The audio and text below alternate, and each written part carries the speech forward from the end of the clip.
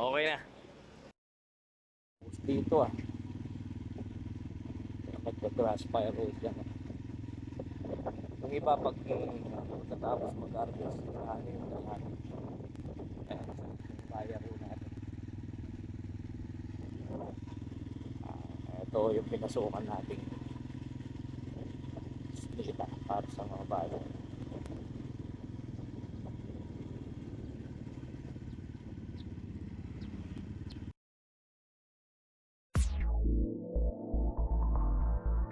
Lapit na makompleto itong unang deliver natin.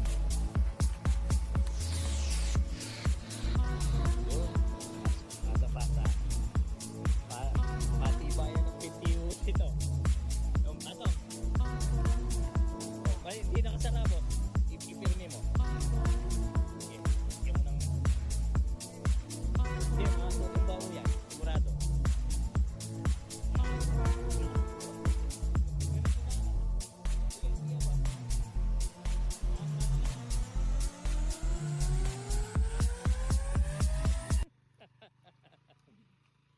Ayan na. Sunod tayo. Na yung dokumentary ng unang deliver. Sabi nga, meron tumalon.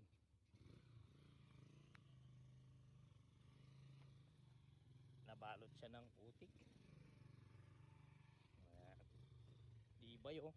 Alam na alam mo matibay na isda kasi madiin yung katawan. Tapos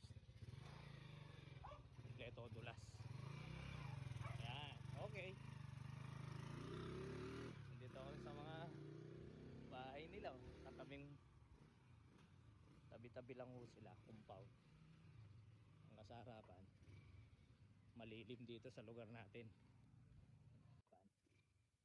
Malilim dito sa lugar natin. Kumpletuhin lang naman natin ang kargaan nito. Yan.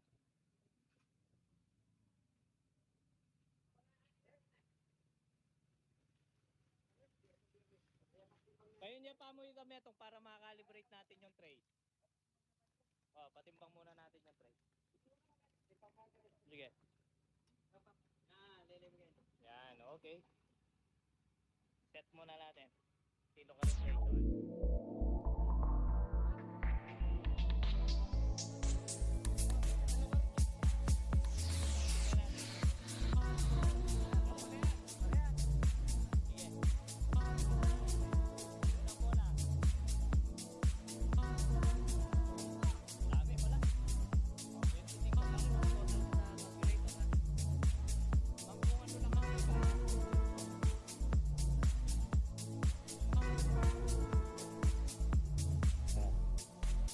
Besan.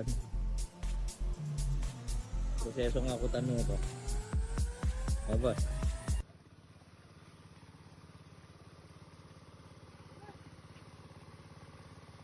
Ito yung isa natin ha. Tatlong pitch cake ko yung ginamit para ma-solve kagad yung order. Small pan lang ito, katamtamang laki lang pero malalim. Maraming laman. Dito natin titignan.